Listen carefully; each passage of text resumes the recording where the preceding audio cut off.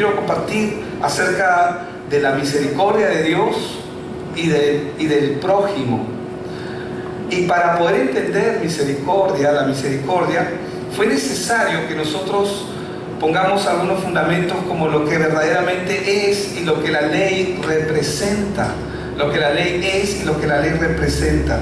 Hemos estado viendo que la Biblia nos permite conocernos. Una de las cosas más fascinantes que tienen las Escrituras es que permite que nosotros nos miremos. La Biblia es como un espejo. La palabra de Dios, la boca de Dios, como un niño dijo, que es su palabra, permite que nosotros nos conozcamos, porque nos enseña al hombre verdaderamente quiénes somos, dónde estamos parados y hacia dónde podemos llegar y hacia dónde Él nos quiere llevar.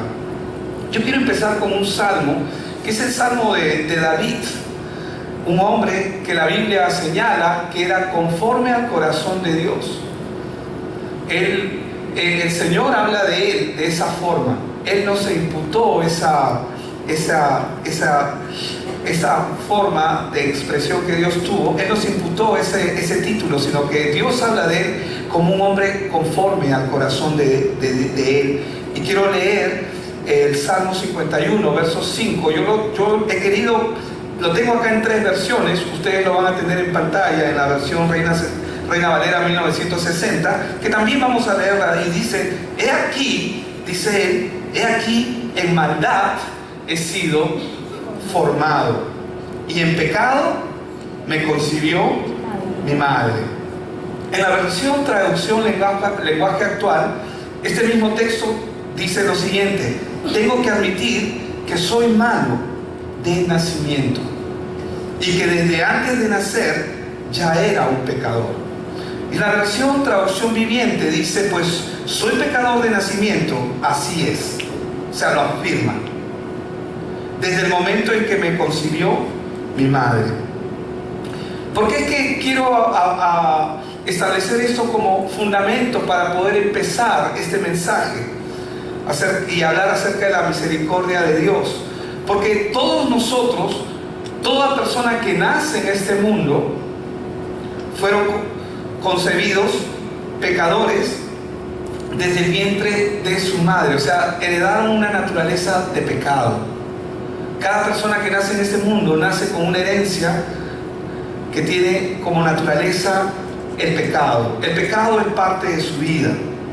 Por eso es que, y ese pecado, ¿cómo es que nosotros lo heredamos? La Biblia nos enseña que lo heredamos a través de Adán. Por eso es que la Biblia en Romanos 5:18 dice que por la transgresión de uno, refiriéndose a Adán, y estoy haciendo brevemente, quiero poner el fundamento para poder entrar al tema principal de hoy, que es la misericordia de Dios. Dice que por la transgresión de uno, Adán, vino la condenación a todos los hombres, porque todos nosotros somos descendientes de Adán. Y dice también en el verso 19 que por la desobediencia de un hombre, Adán, dice, los muchos fueron constituidos pecadores. Por eso es que cuando el salmista, cuando David está hablando, él dice, cuando él dice que he aquí en maldad he sido concebido, y en la otra versión dice, tengo que admitir que soy malo de nacimiento, y que desde antes de nacer ya era un pecador. Es importante poder establecer por qué Dios hace lo que hace. Dios no hace nada sin ningún propósito. Todo tiene un plan para los que han sido llamados, para los que tienen el privilegio de poder escuchar lo que Dios tiene para sus vidas.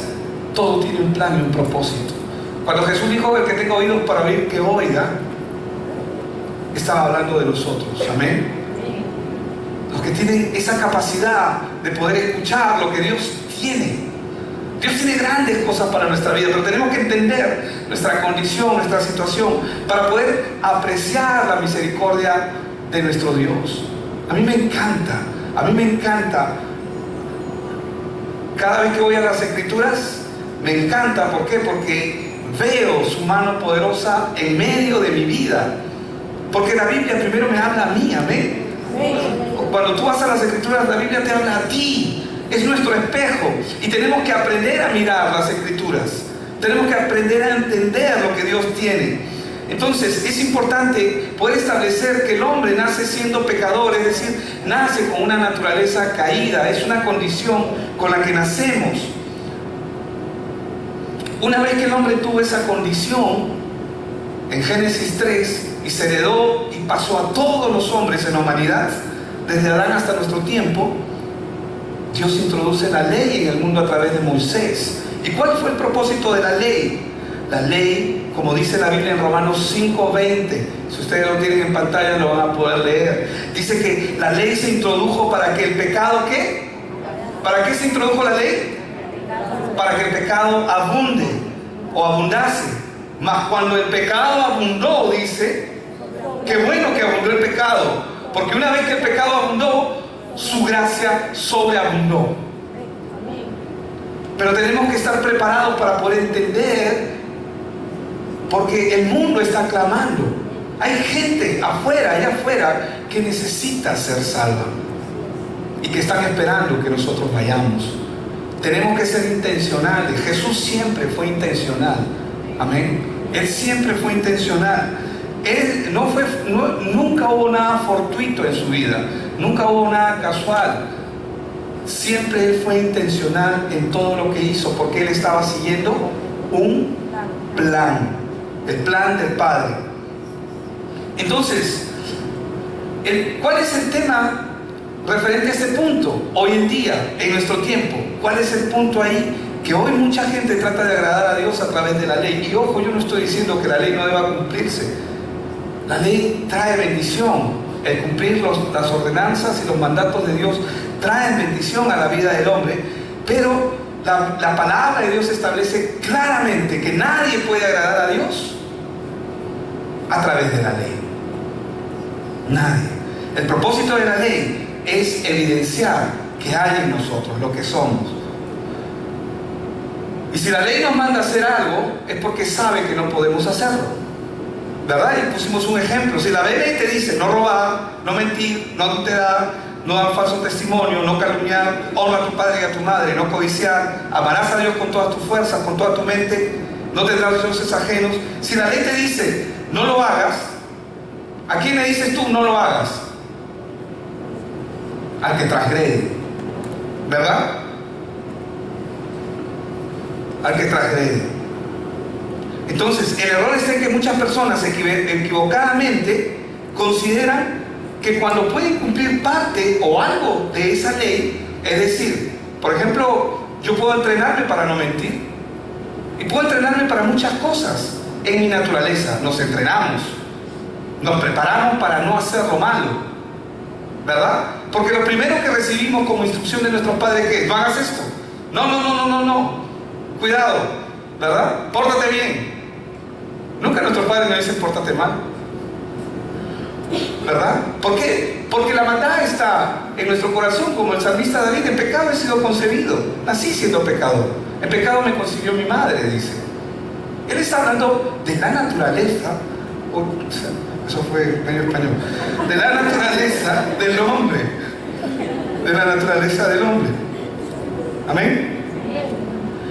Pero cuando el hombre tiene y piensa que tiene la capacidad de cumplir cierta parte de la ley, entonces lo que eso hace con su vida es que suele creer de que así como cumple en parte, suele creer en su propio corazón que puede cumplir el resto de la ley. Pero lo único que hace la ley y el propósito por el cual Dios la puso, como lo hemos leído, es para que el pecado abunde. Amén. Amén. Amén. O sea, amén. Yo digo amén. O sea, no lo digo para que, no lo digo de una manera como gloriándose en ello, de que el pecado abunde, sino gloriándonos en Él, en mi necesidad y mi alta dependencia que necesito del Señor, para que el pecado abunde. Por eso es que la Biblia dice, diga el débil, fuerte soy, porque la fortaleza de nosotros no va a provenir nunca de nosotros, siempre es de Él. Entonces, lo que la ley hace es identificar nuestra naturaleza, evidencia lo que somos, como lo dijo David. Y ciertamente hay pecados que dominan más a unas personas que a otras. Por ejemplo, yo paso por un casino y para mí no es ningún problema un casino. Paso por una cantina y una cantina nunca va a ser un problema para mí. Pero para otras personas probablemente sí. Es una tentación grandísima. ¿Me dejo entender? Entonces, cuando el hombre piensa que cumple parte de la ley, ¿qué es lo que esto hace en su vida, en su propia vida y en su corazón? ¿Qué genera esto? Esto genera de que él cree que puede cumplir toda la ley. Pero Dios, para asegurarse de este punto, Él nos habló en Santiago 2.10. ¿Y qué dice Santiago 2.10? Porque cualquiera que guardare toda la ley, dice. Y cuando estamos hablando de toda la ley, estamos hablando de 613 preceptos, que fue lo que los judíos determinaron. Los judíos antiguos, cuando clasificaron la ley, no hablaron de los 10 mandamientos, sino hablaron de 613 preceptos. ¿Qué incluyen los 10 mandamientos? De lo que el hombre debe hacer y lo que no debe hacer. Pero cualquiera que guardare toda la ley, pero ofendiera en un punto, digamos, yo trato de cumplir toda la ley, pero solamente falto en un punto, es decir, miento, hablo una mentira, ya no solamente soy mentiroso, soy ladrón, soy adúltero, soy homosexual, soy codicioso. ¿Me dejo entender? Me hago transgresor de toda la ley, pero yo no hice esto. Pero la Biblia dice que me hago transgresor de todo. Diga conmigo, todo. Otra vez, todo. ¿Para qué? Para que ninguno se quede sin juicio y para que la verdad de Dios sea la que prevalezca. Porque Romanos 5:20, ¿qué es lo que dice? Que el propósito de la ley, ¿cuál fue? ¿Qué es lo que dice? Léalo ahí en pantalla. La ley se introdujo para que el pecado abundase. Porque ese es el propósito de la ley. Pero hoy yo quiero hablar acerca de la misericordia, porque la ley, ¿qué hace? Nos muestra nuestra condición delante de Dios. La Biblia, hermanos, es el único documento dado por Dios a los hombres que revela la naturaleza y la condición del hombre. Todas las religiones son morales, son éticas. Te dicen, haz esto, no hagas aquello. Pórtate bien, haz lo bueno. Pero la Biblia es el único documento dado por Dios que le dice al hombre que tú no te vas a ir al cielo por ser bueno o por ser malo, sino que la Biblia es el único documento que lo que hace es le muestra al hombre su condición. ¿Por qué Dios le quiere mostrar al hombre su condición? Porque es la única forma en que el hombre puede volver su mirada a Dios. Si el hombre no logra ver cuál es su condición y en qué situación está, entonces el hombre no puede volver su mirada a Dios. Y volverse a Dios no es otra cosa que arrepentirse. La palabra arrepentimiento significa volverse a Dios, cambiar mi mirada. Entonces, ahora sí, empezamos con el mensaje. Eso es lo que la Biblia llama arrepentimiento. Vamos al libro de Isaías y vamos a leer el capítulo 55. Vamos a leer solamente del verso 7 al 9, aunque hoy día vamos a tratar solamente acerca del verso 7. Amén. Entonces, ¿qué es lo que dice ahí? ¿Qué dice? Deje el impío su camino y el hombre inicuo sus pensamientos. ¿Y qué es lo que dice? Arrepentidos. Es decir, vuélvase a Jehová, el cual tendrá de él, ¿qué cosa? Misericordia, y a Dios nuestro, el cual será amplio en perdonar. Porque mis pensamientos, dice, no son vuestros pensamientos, ni vuestros caminos, mis caminos, dijo Jehová. Como son más altos los cielos que la tierra, así son mis caminos más altos que vuestros caminos, y mis pensamientos más que vuestros pensamientos, dice el Señor. Entonces, la única manera en que el hombre pueda tener la misericordia de Dios en su vida, sabemos que es a través del Evangelio, pero la única manera es dejar su camino y dejar sus pensamientos. Isaías 55:7. Amén. La única manera en que el hombre pueda recibir de Dios su misericordia, solamente hay una condición: que el hombre deje su camino y que deje sus pensamientos. Amén. La pregunta es, ¿por qué el hombre tiene que dejar su camino? Porque la Biblia dice que hay caminos que a los ojos de los hombres parecen buenos. ¿Cuántos de nosotros estamos haciendo cosas que parecen buenas? Todos. ¿Cuántos de nosotros tenemos pensamientos buenos acerca de la vida, acerca de las cosas, acerca de gente? La Teletón misma, por ejemplo, que se está dando, perdón, terminó ayer, ¿verdad? ¿Cuántos de nosotros tenemos pensamientos, ideas buenas y parecen buenas? Pero la Biblia dice que hay caminos que a los ojos de los hombres parecen buenos, pero su final son muerte, camino de muerte. Entonces, ¿habrá algo bueno en el hombre? Vamos a ver qué nos dice el Señor Jesucristo. Marcos 7, ahí, verso 18. Amén. Él les dijo: ¿también vosotros estáis así sin entendimiento? Noten lo que le está diciendo nuestro Señor. ¿También vosotros estáis así sin entendimiento? ¿No entendéis que todo lo que de fuera que entra en el hombre no le puede contaminar? Vamos al verso 20. Pero decía que lo que del hombre sale, eso es lo que contamina al hombre. ¿Qué es lo que contamina al hombre? Lo que sale ¿de dónde? De acá. Lo que sale de acá, eso es lo que contamina al hombre. ¿Por qué? Verso 21. Porque de dentro del corazón de los hombres el pecado ha sido concebido. ¿Se acuerdan? El pecado me concibió mi madre. Porque de dentro del corazón de los hombres salen ¿qué cosa? Los malos pensamientos. ¿Qué más salen? Los adulterios. ¿Qué más salen?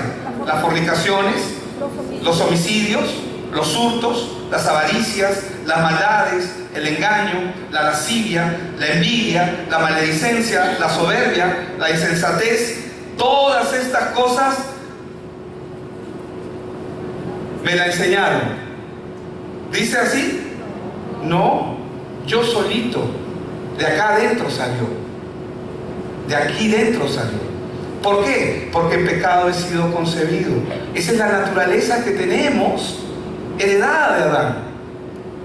Todas estas maldades de dentro salen, ¿y qué dice? Y contaminan al hombre. Entonces, volviendo otra vez al libro de Isaías, a Isaías 55, verso 7, ¿qué es lo que me está diciendo a mí? Voy a tomar este mensaje como personal para mí. ¿Qué es lo que me está diciendo la palabra aquí? Deje Billy su camino, deje Billy sus pensamientos. Por si acaso yo soy Billy. Amén. Dice, deje Billy su camino, deje Billy sus pensamientos. ¿Por qué?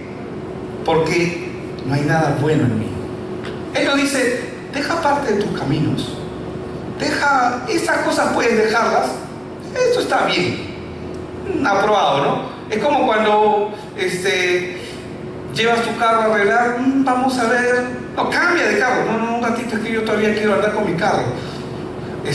Vamos a cambiar, cambiamos esta pieza y esta pieza, todavía podemos andar. No, en el plano de Dios no es así. En el plano de Dios, Él nos está diciendo, deja tu camino. ¿Por qué tengo que dejar mi camino? Porque mi camino, ante los ojos de Dios, no sirve. Y mis pensamientos tampoco. Muchos de nosotros, cuando se introdujo a la tierra, a través del pecado, se introduce la ciencia del bien y del mal. ¿Qué es lo que pasó en Génesis 3, cuando se introdujo la ciencia del bien y el mal? Cuando se introduce la ciencia del bien y el mal, lo que nosotros pensamos es que hay cosas buenas y hay cosas malas. Pero no, originalmente solamente existía la verdad absoluta de Dios. ¿Qué es la verdad absoluta de Dios? Es su pura verdad, pura, intachable, inmaculada, es perfecta. Pero ¿qué es lo que ocurrió en Génesis cuando el hombre, o bueno, en el caso de Eva, él no podía ser engañado, pero comió así como su mujer, dice la Biblia? Cuando ellos transgredieron la ley, ¿qué fue lo que ocurrió? ¿Qué se introdujo?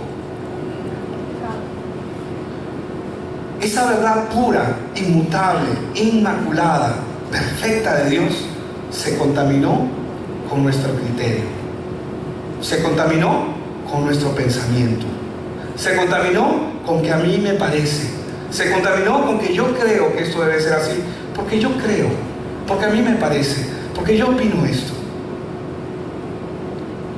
Pero hermanos, la ciencia del bien y el mal no es otra cosa que si yo, digamos, esta pantalla que está blanca, enfócate en todo lo blanco que hay en ella, y yo agarro y tiro como cuando lanzan esos potes de pintura, una pintura negra ahí, está manchada, ¿verdad?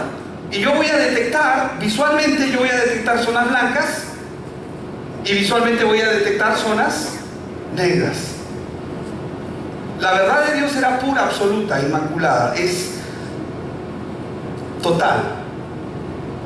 Pero en el momento en que quedó manchada, yo tengo chispazos de verdad, pero esta verdad ya no está pura, porque está contaminada. ¿Me dejo entender? Lo que hizo el hombre fue mezclar la verdad de Dios, la verdad absoluta de Dios, con la mentira que el nuevo amo del hombre, Don Satan, comienza a entrenar al hombre a pensar de una manera diferente, a pensar a su manera. Entonces, después de comer del fruto prohibido, el hombre se cree que tiene una perspectiva de lo que es bueno y malo. Pero el hombre no sabe nada. ¿Cómo pasó? No, el hombre está perdido, el hombre no sabe nada. El hombre no sabe verdaderamente lo que es bueno. Maestro bueno, ¿quién es bueno? Ninguno es bueno. ¿Quién es bueno? Solo uno, el Padre. Nosotros a veces tenemos chispazos.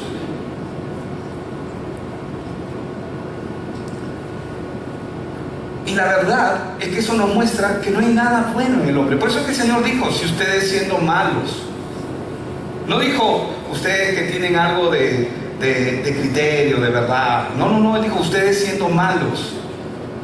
¿Fue claro? ¿O no? ¿Hay duda en eso? Ustedes siendo malos. Él nos está hablando, ustedes siendo malos. No hay duda en eso. Siendo malos saben dar cosas buenas. Una cosa es que sepa dar lo bueno, pero si él no cambió su discurso, él dijo ustedes siendo malos, porque esa es la naturaleza que el hombre tiene. Maldad. Hay maldad en el corazón del hombre. Y ya lo hemos visto, Marcos 7, 18 que hemos leído, y luego hemos leído del 20 al 23. La verdad absoluta y soberana de Dios quedó contaminada ahora con la perspectiva y el parecer del hombre. Por eso es que Dios, cuando dice, en Isaías dice, Dios quiere que yo deje completamente mi camino. No quiere que deje parte de mi camino. Por eso es que cuando el pastor Steve dice, ¿qué tanto evangelio has comido? ¿Es suficiente como para que no te incomode? ¿Es suficiente evangelio como para estar bien yo con mi familia? Yo estoy bien con mi familia. Estoy perfecto ahí sentado, pero no he comido tanto evangelio que me manda ahí y a hacer discípulos allá afuera. No, pastor, eso no. Sí, pero tú sabes que no tengo tiempo. Por eso el pastor Steve dice, ¿qué tanto evangelio has comido? ¿Es suficiente como para sentirte cómodo, pero no voy un poquito más allá? Dios quiere que yo deje completamente mi camino, mi forma de caminar, mi forma de andar. Y no me refiero al andar, sino ya ustedes saben a qué nos referimos. Dios quiere que dejemos completamente nuestro camino, es decir, no dependa más de ti. No podemos depender de nosotros, porque ¿hay algo bueno en nosotros? ¿Acaso no salimos a la calle y somos susceptibles de cometer un montón de pecados? No errores, pecados. ¿No miramos mal? ¿O no podemos mirar con codicia o con lascivia? ¿O no podemos mentir o enojarnos? ¿O no nos pasa eso? En esta iglesia no pasa eso, ¿verdad? No, sí pasa. Amén. Sí pasa. Aquí pasa. Y en todas las iglesias pasa. Amén. Entonces, cuando el Señor está diciendo, deja el hombre completamente, deja tu camino, deja de caminar. Deja tu camino, deja el hombre inicuo, dice, ¿no? Como dice Isaías 55, verso 7, deje el impío su camino. Dice, déjalo. Y el hombre inicuo dice, sus pensamientos. ¿Qué es lo que nos está diciendo? Deja tus pensamientos. ¿Por qué? ¿Quién me instruyó? El mundo. ¿Quién me enseñó? El mundo. Hasta Rousseau habló de eso cuando habló del contrato social, que el hombre nace en el mundo, está atado a un sistema coactivo y coercitivo al mismo tiempo. Lo mismo ocurre con nosotros. Nosotros nacemos y estamos dentro de un sistema. Estamos dentro de un sistema. ¿Quién moldeó tu manera de pensar? ¿Quién te dijo que era bueno y que era malo? ¿Quién lo dijo? El sistema. ¿Y quién creó el sistema? El enemigo creó el sistema. El hombre trata de ser bueno, ¿por qué? Porque tiene pensamientos buenos y malos, porque tiene la verdad de Dios mezclada con la mentira del hombre. El árbol de la ciencia del bien y del mal. Entonces, Dios está diciendo que deje mis pensamientos. ¿Por qué quiere que Él deje mis pensamientos y que deje mi camino? Porque la verdad no es mi camino y tampoco mis pensamientos. Es el molde que el mundo ha establecido para el hombre. El camino y los pensamientos que Satanás ha puesto en mi vida desde que el hombre pasó a ser gobernado y liderado por él, es lo que ha conducido su vida desde el inicio. Y muchos de nosotros nos cuesta, porque venimos arrastrando estos pensamientos desde antes, desde que hemos nacido. ¿Qué dice la Biblia en Génesis 6, capítulo 6, verso 3? Y dijo Jehová, no contenderá mi espíritu con el del hombre para siempre. ¿Por qué? ¿Por qué no va a contender Dios con el hombre? Porque el hombre tiene su manera de pensar. Porque el hombre tiene su manera de caminar, diferente a las de Dios. ¿Qué dice en el verso 5? Génesis 6, 5.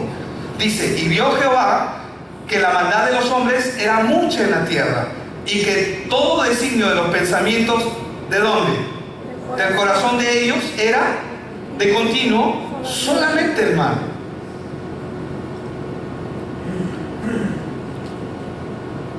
Aunque mi opinión parezca muy buena, o que parezca considerable, si Dios no está en mi vida, si yo no estoy caminando con el Señor, la Biblia lo que está diciendo es que debo dejar ese camino y debo dejar esos pensamientos. ¿Me deja entender? ¿Por qué? Porque Dios no acepta nuestro camino. Dios no acepta nuestro camino. Dios no acepta tampoco nuestra opinión, y mucho menos nuestra justicia. Porque mucha gente se va a presentar a Dios pensando que ellos pueden ofrecer sus obras.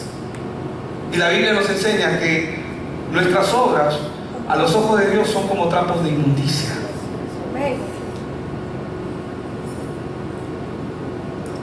Entonces, porque si Dios aceptara nuestra justicia, entonces no necesitaríamos un Salvador.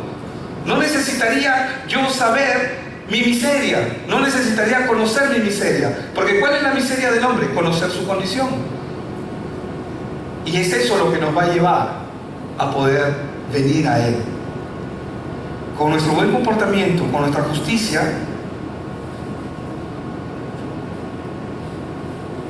muchos creen que es suficiente, pero en realidad no.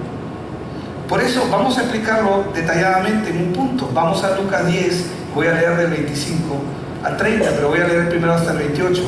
Y aquí un intérprete de la ley se levantó y dijo para probarle: Maestro, ¿haciendo qué cosa heredaré? Le dice la vida eterna. Él le dijo: ¿qué está escrito en la ley? ¿Cómo lees?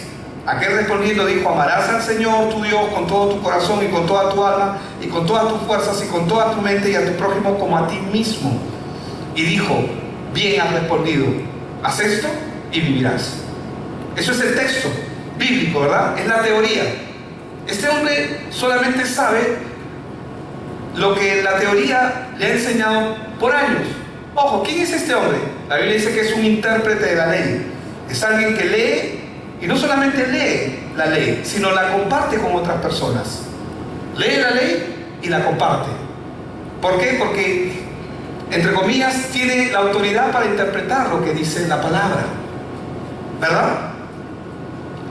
Y este hombre en sí mismo también tiene un enfoque de una búsqueda de Dios, porque él, para poder interpretar, tiene que buscar a Dios a su manera. Pero ahora se ha encontrado con Cristo mismo, se ha encontrado con Él.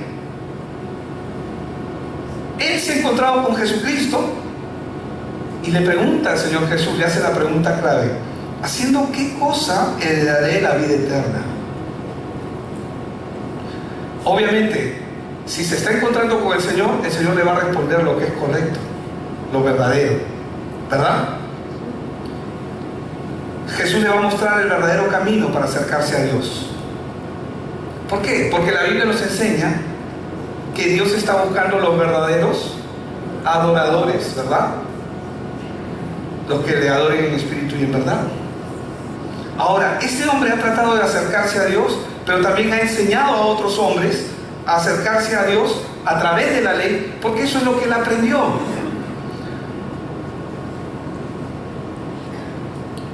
Él ha tratado de hacerlo a su forma.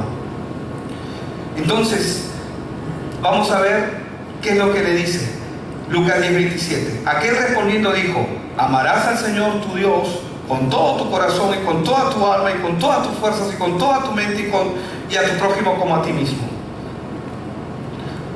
El amor es uno de los frutos del amor de Dios. Es uno de los frutos de lo que Dios ha dado a sus hijos. Pero les pregunto, ¿una persona que no conoce a Dios puede amar realmente? Vemos ahí que el Señor le dice, ¿no?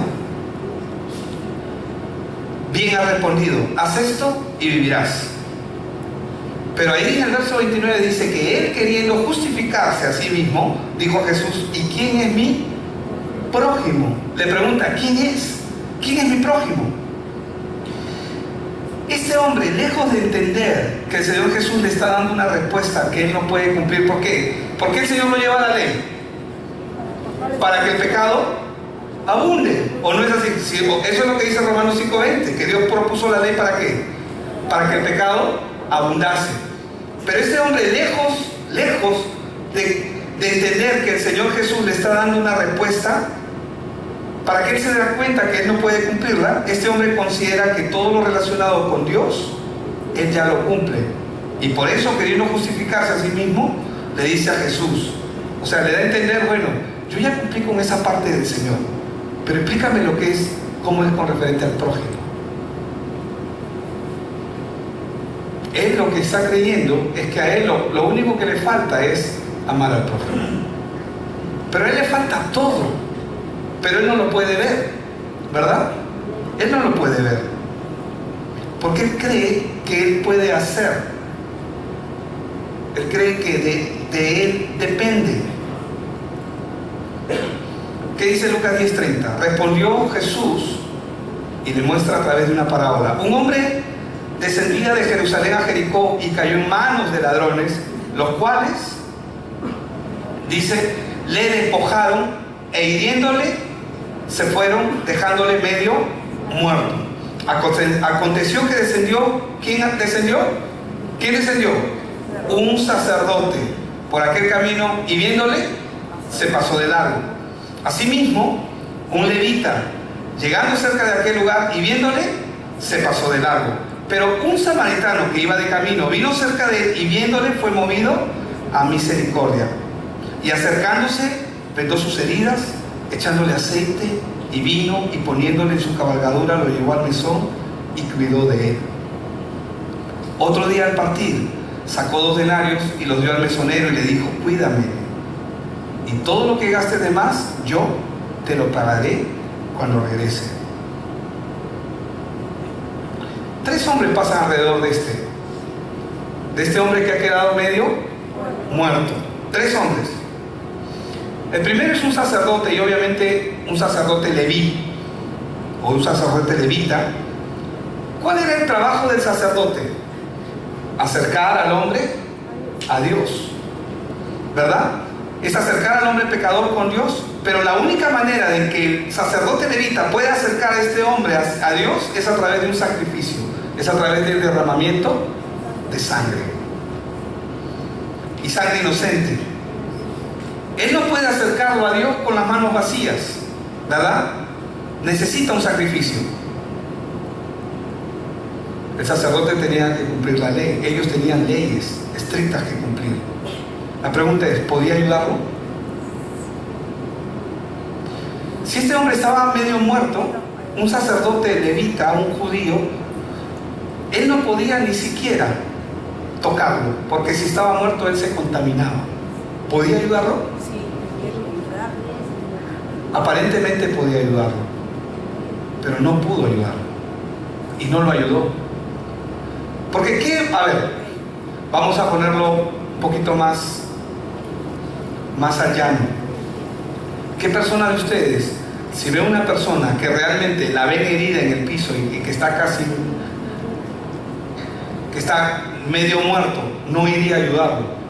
En su humanidad este hombre tendría las intenciones, posiblemente, no estamos diciendo que sea así necesariamente, tendría las intenciones, pero ¿podía ayudarlo?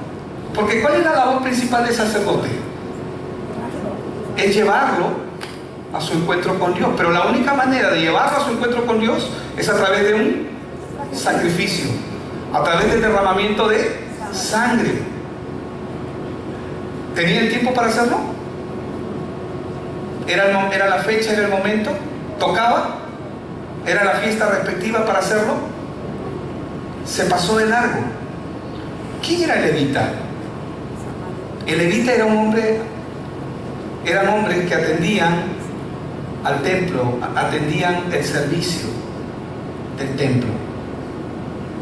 Este levita, los levitas hacen servicio dentro del templo, pero tampoco pudo ayudarle ni tampoco pudo servir a este hombre. Pasaron las personas indicadas, las más apropiadas para poder ayudarlo, y no lo ayudaron. Uno por la ley, que no podía ayudarlo, y el otro que está a cargo del servicio, pero tampoco pudo ayudarlo. ¿Quién es el que lo ayuda? El samaritano.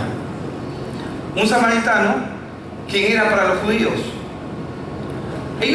Los judíos, tenían un rechazo muy profundo contra los samaritanos. ¿Por qué razón?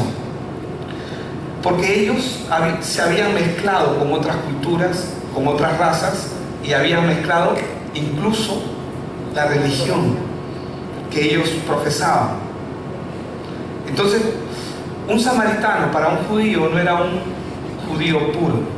Por lo tanto, ellos lo rechazaban. Porque ellos los miraban como gente contaminada, que había aceptado otro tipo de culturas, otro tipo de religiones. Pero ¿cuál es el tema de esta mañana? Es la misericordia de Dios. Y hemos visto que para poder optar por la misericordia, primero necesitamos conocer nuestra condición. Nadie puede venir a Dios pidiendo misericordia si no reconoce su condición de miseria. Mientras el hombre no esté en una miseria, no importa si va a una iglesia, porque puede haber gente que camina sin entendimiento. Entonces, la misericordia de Dios es como el agua, ¿no? Porque el agua baja hasta los lugares más profundos. Este hombre quedó medio muerto, y por esa razón es que pudo ser ayudado, porque no tenía cómo defenderse. Si él hubiera sabido que era un samaritano que lo estaba tocando, hubiera preferido morir antes que el samaritano lo toque. Hubiera preferido morirse allí mismo. Él no hubiera permitido ni siquiera que lo toque. Para que el hombre pueda apreciar la misericordia de Dios, tiene que entender su condición. Número uno, de que no puede andar por su propio camino. Hay un camino que Dios ha preparado, ¿verdad? Si no, puede verlo usted en Jeremías 29:11. Yo sé los planes que tengo acerca de ti, planes de bien y no de mal, a fin de que tengas un futuro y una esperanza. O también puede verlo en Colosenses 3. Colosenses 3 dice que nuestra vida está escondida en Cristo. Y si está escondida significa que yo tengo que generar la búsqueda de los planes que Dios tiene para mi vida. Veamos, por ejemplo, en el caso de Pablo. Pablo dice: miserable de mí. Pero Pablo fue un hombre extraordinario. ¿Pero por qué dice miserable de mí? Porque reconocía su condición. Pablo hacía milagros, se veían señales a través de la labor que él hacía. Un hombre que pasó el 60% de su vida ministerial en las cárceles. Y él decía: miserable de mí. ¿Por qué? Porque reconocía su condición. Es importante, porque para recibir la misericordia de Dios tenemos que llegar a una condición de entender quiénes somos, quién es el hombre y quién es Dios. Amén. Ahora, David, ¿qué es lo que dijo? Contra ti solo he pecado y he hecho lo malo delante de tus ojos. Y luego dice, da la razón, ¿no? Y en pecado he sido concebido, en pecado me concibió mi madre. Eso está en el Salmo 51:5. Puede leerlo desde antes, puede tomar nota. Pero vamos a ver ahora la respuesta que le da el Señor Jesús a este hombre, a la pregunta. Lucas 10:36. ¿Quién pues? Primero le dice, ¿no? ¿Quién pues? Lucas 10:36. De estos tres, ¿te parece que fue el prójimo del que cayó en manos de ladrones? Él dijo: el que usó misericordia con él. Entonces Jesús le dijo: ve y haz tú lo mismo. La pregunta que el Señor le estaba haciendo a este hombre es: ¿quién pues de estos tres te parece que fue el prójimo de quién? Del que estaba medio muerto. Y cuando el Señor le dice: ve y haz tú lo mismo, ¿qué es lo que le está diciendo? Anda, ayuda a la gente necesitada. ¿Eso le está diciendo? Si ustedes, siendo malos, le está diciendo: anda, ve y ayuda a otros. No, ojo, con esto no es eso, a partir de mañana no ayuda a nadie, pastor. No es esa la intención. La intención es poder entender la condición natural del hombre. Cuando Él está diciendo: ve y haz tú lo mismo, ¿quién es el prójimo de este hombre que está medio muerto? Es Cristo. Es Cristo. Él es el único que puede ayudar al hombre. Nadie más. Porque nadie podía ayudar a este hombre. Y es interesante porque Él es el único que puede cumplir con los tres requisitos. El sacerdote. El sacerdote estaba ahí. Pasó el sacerdote que creó el sistema religioso. ¿Pudo hacer algo? Pero vino el verdadero sacerdote, que es Cristo Jesús el samaritano, que es el sacrificio vivo por la vida de este hombre. ¿Pudo ayudarlo? Sí, porque Él es el sacrificio. Pasó el levita. El levita, nombrado por Dios como el pueblo que iba a servir para el templo y para las cosas del Señor, para los asuntos de Dios.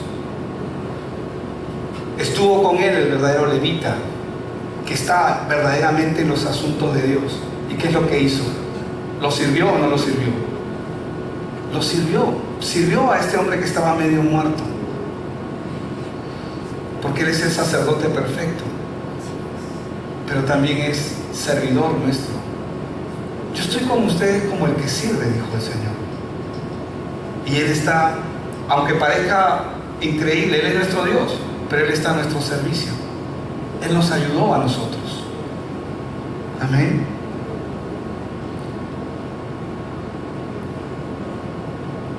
Y Él es el samaritano. ¿Por qué el samaritano, hermanos?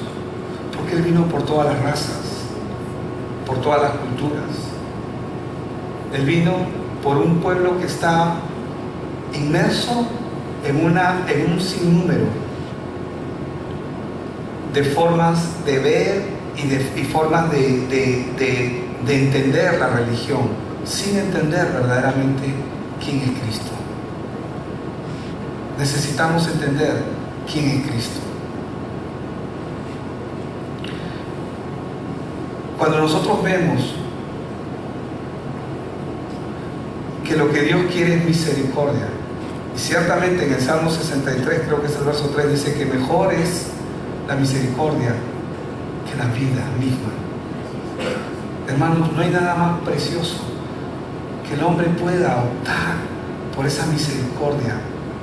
Pero solamente el hombre puede volverse a Dios cuando él entiende que lo necesita.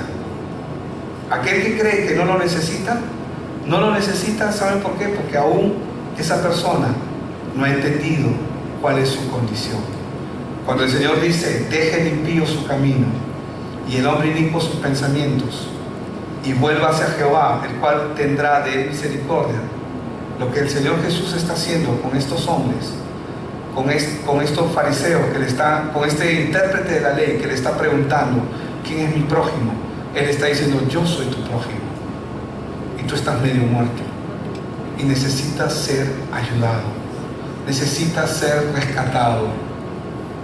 Yo he venido por ti. El sacerdote es el encargado de acercarte a Dios, pero el sacerdote establecido por los hombres no puede ayudarte. Yo sí puedo, porque yo soy el verdadero sacerdote.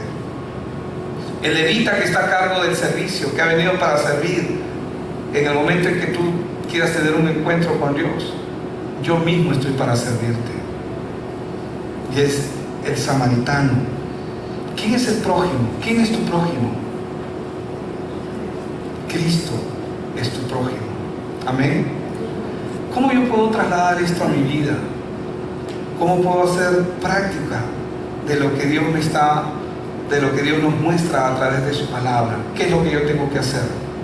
Nada. ¿Hizo algo el hombre medio muerto para que Dios lo rescate? ¿Puso una banderita ahí? ¿Por si acaso aquí estoy? No. Dejó que el sacerdote, que el levita, el samaritano pase. Amén. Para poder ser rescatado. ¿Qué tengo que hacer yo? Nada. ¿Qué tengo que hacer? Nada. Responder al llamado es lo que tengo que hacer. El que tenga oídos para oír, que oiga. Cuando el Señor está llamando, yo lo único que tengo, Señor, es aquí. Gracias.